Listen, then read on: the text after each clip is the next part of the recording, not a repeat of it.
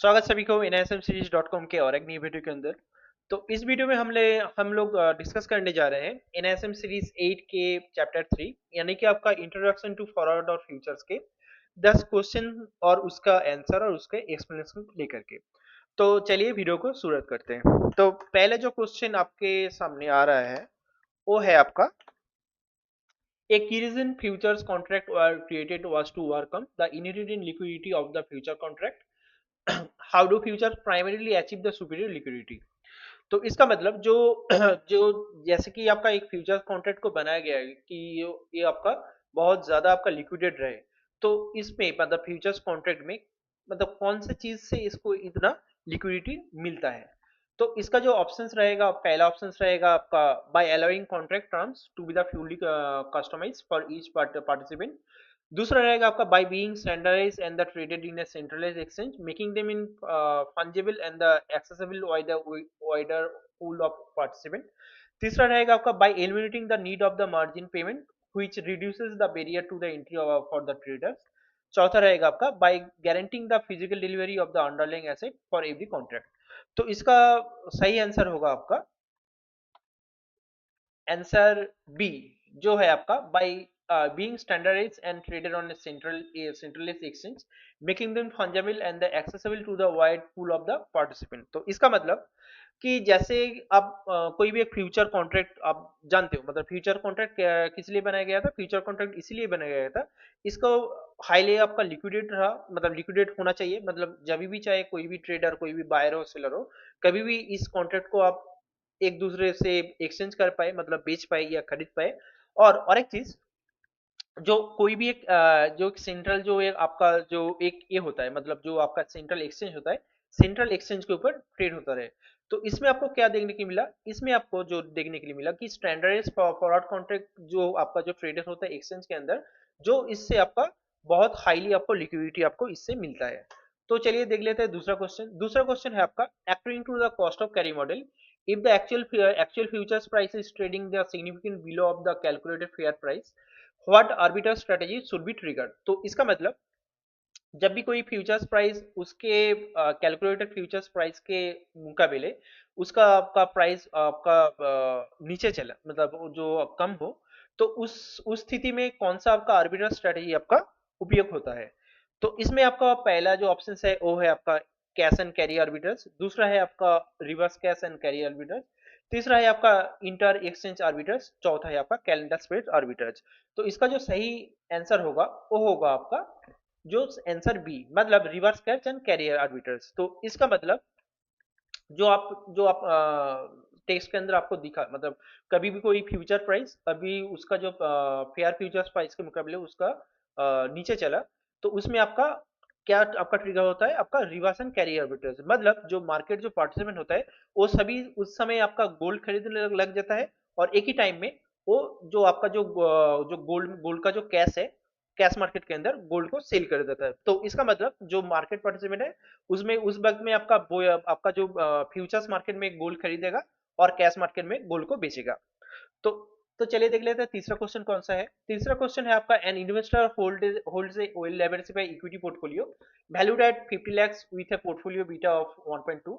If the current Nifty futures contract is valued at 10 lakhs, how many contracts the investors sought to be the hedge the portfolio systematic risk? तो इसका मतलब जो किसी भी investor का एक portfolio है 50 लाख का, तो जिसका आपका बीटा है आपका 1.2, तो उसको कितना जो अभी जो निफ्टी फ्यूचर्स का जो कॉन्ट्रैक्ट वैल्यू चल रहा है 10 लाख का, तो उसको कितना निफ्टी फ्यूचर्स को शॉर्ट करना होगा पोर्टफोलियो को सिस्टमेटिक रिस्क को मैनेज करने के लिए। तो इसका जो ऑप्शंस रहेगा, पहला ऑप्शन है 5 कॉन्ट्रैक्ट, दूसरा रहेगा आपका 4 कॉन्ट्रैक्ट्स, तीसरा रहेगा आपका 6 कॉन्ट्रैक्ट्स और चौथा रहेगा आपका 7 कॉन्ट्रैक्ट्स। तो इसका जो सही आंसर होगा वो होगा आपका 6 कॉन्ट्रैक्ट। ये क्यों?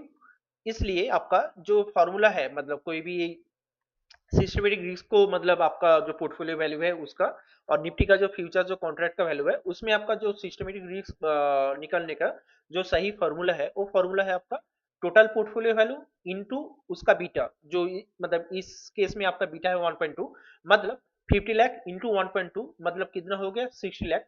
तो उसको आपको डिवाइड करना होगा आपका निफ्टी जो फ्यूचर का जो कॉन्ट्रैक्ट वैल्यू है वो है आपका 10 लाख, मतलब इस केस में आपका हो गया 60 लाख डिवाइडेड बाय 10 लाख मतलब 6। तो सही उत्तर होगा आपका 6 कॉन्ट्रैक्ट, मतलब 6 कॉन्ट्रैक्ट को उसको हेज करना होगा, शॉर्ट करना होगा उस पोर्टफोलियो के अंदर आपका सिस्टमेटिक रिस्क को बरकरार रखने के लिए। तो चलिए देख लेते हैं चौथा क्वेश्चन कौन सा है। चौथा क्वेश्चन है आपका, what is the primary reason for the convergence of the basis to the zero on the expiration day of a futures contract. तो इसका मतलब जो आपका फ्यूचर्स कॉन्ट्रैक्ट होता है तो वो क्यों आपका एक्सपायरी डे के अंदर आपका जीरो क्यों हो जाता है। तो इसका जो पहला जो ऑप्शन है वो है आपका, the daily mark to mark the settlement process forces the price to align. दूसरा है आपका, the final settlement price of the future contract is defined as the closing price of the underlying asset in the cash market. तीसरा है आपका, the arbitrageurs become the active on the expiration day eliminating any price discrepancy. चौथा है आपका, the option option interest for the contract drop to zero removing any price pressure. इसका जो सही answer होगा वो होगा आपका, जो आपका आंसर बी, मतलब the final settlement price of the future contract is defined as the closing price of the underlying asset in the cash market. तो इसका मतलब क्या हो गया, तो जैसे कि मतलब आप जानते हो, मतलब कोई भी एक कॉन्ट्रैक्ट आपका एक्सपायरी के अंदर वो अगर एट द मनी या आपका आउट ऑफ द मनी आपका एक्सपायर होता है तो वो जीरो ही हो जाता है। तो इसका मतलब क्या बना, जो आपका जो मतलब ये क्यों हो जाता है, जो फाइनल सेटलमेंट जो फ्यूचर कॉन्ट्रैक्ट का जो आपका लास्ट डे और ट्रेडिंग में जो आपका जो होता है, वो सभी कॉन्ट्रैक्ट मतलब फ्यूचर्स कॉन्ट्रैक्ट, फ्यूचर्स मार्केट में फ्यूचर्स कॉन्ट्रैक्ट एक्सपायरी डे के अंदर सभी कॉन्ट्रैक्ट आपका एटीएम मतलब एट द मनी हो या आपका OTM means out of the money हो, सभी आपका जीरो ही हो जाता है। तो चलिए देख लेते हैं पांचवा क्वेश्चन कौन सा है। तो आपको देखने के लिए मिलेगा, on March 2 party C longs 100 contract and party D shorts 100 contract, assume the opening interest was 50 contract on March 1, what is the new OI and the trading volume on March 2। इसका मतलब जो पार्टी सी long किया मार्च 2 में, long किया 100 contract को और party D ने short किया 100 कॉन्ट्रैक्ट को, इस मतलब इस चीज को दिमाग में रखते हुए कि उस दिन आपका जो आपसे जो ओपन इंटरेस्ट होगा 50 का मार्च 1 का। तो अभी मार्च 2 के अंदर आपको जो ट्रेडिंग वॉल्यूम और आपका नए आपका जो ओआई मतलब ओपन इंटरेस्ट होगा वो क्या होगा। तो इसमें आपका ऑप्शन देखने को मिलेगा, ओआई होगा 150, वॉल्यूम होगा 200। दूसरा है आपका ओआई होगा 150, वॉल्यूम होगा 100। तीसरा है आपका ओआई होगा 100, वॉल्यूम होगा 100। और चौथा है आपका ओआई होगा 200 और वॉल्यूम होगा 200। तो इसमें सही आंसर होगा आपका, जो आपका जो ऑप्शन आपका जो बी है वो होगा आपका इसका सही आंसर, मतलब वाई होगा 150 और वॉल्यूम होगा आपका 100। क्यों लिए, मतलब किस लिए, जैसे कि आपको टेबल में दिख रहा होगा पूरा सिनेरियो कि मतलब मार्च 2 के अंदर सी पार्टी ने एक 100 कॉन्ट्रैक्ट को आपका लॉन्ग किया और डी पार्टी ने 100 कॉन्ट्रैक्ट को आपका मतलब उस पे आपका शॉर्ट किया, और उस दिन आपका जो कॉन्ट्रैक्ट जो पहले मार्च का जो आपका जो वाई इंटरेस्ट था वो था आपका 50, मतलब एक ही दिन के अंदर 150 माइनस 50 मतलब 100 कॉन्ट्रैक्ट इंक्रीज हुआ। तो इसीलिए जो आपका जो वॉल्यूम होगा उस दिन के अंदर, आपका जो आपका ट्रेडेड वॉल्यूम जो रहेगा उसी दिन के अंदर वो होगा आपका 100। तो इसीलिए आपका वाई हो गया 50 से बढ़ करके वाई हो गया 150 और वॉल्यूम होगा आपका 150 माइनस 50 मतलब 100। तो option B is the correct answer. तो देखिए चलिए देख लेते हैं छठा क्वेश्चन कौन सा है। तो इसमें आपको दिख पाएगा, ए trader shorts one Nifty futures contract at 25,500 and the lot size is 25 at the end of the day the daily settlement price is to 25,610, what is the mark to mark यानी कि आपका MTM impact on the trader account for the day।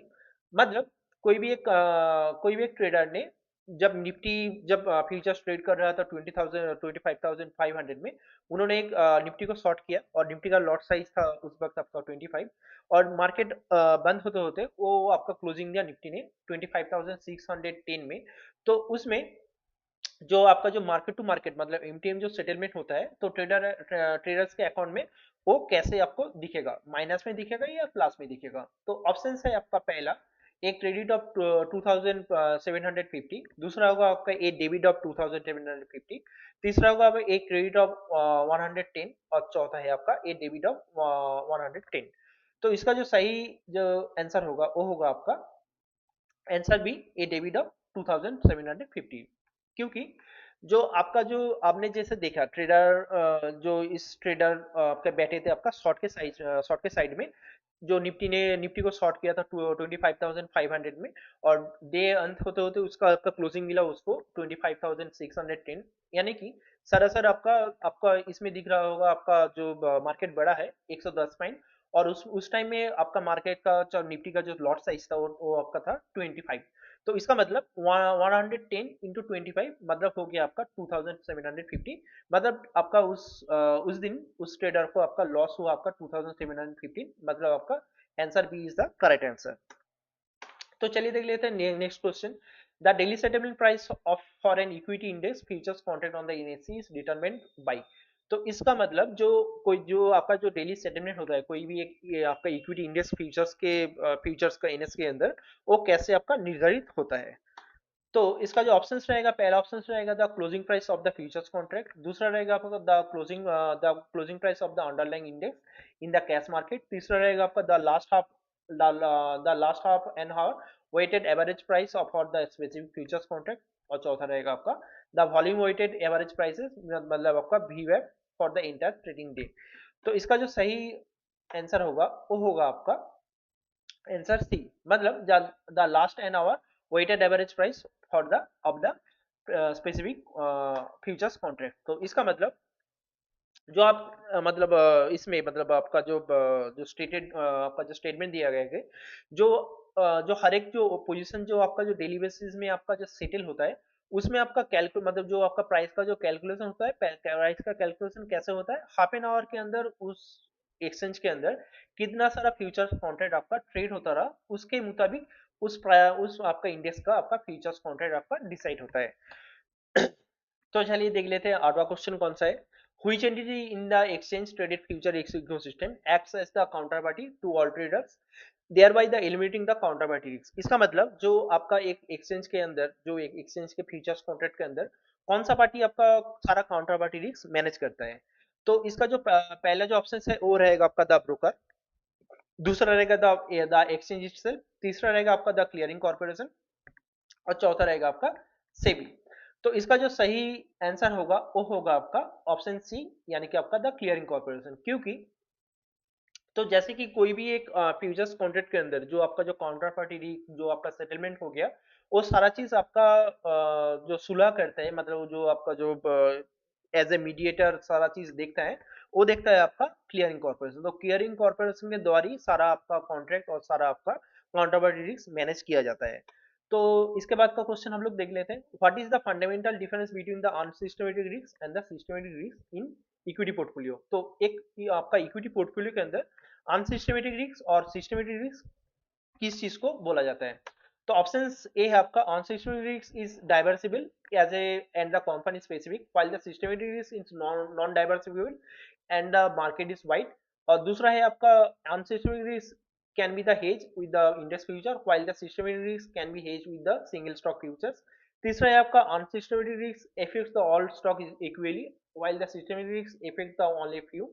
चौथा है आपका unsystematic risk is also called market risk while the systematic risk is also called the specific risk।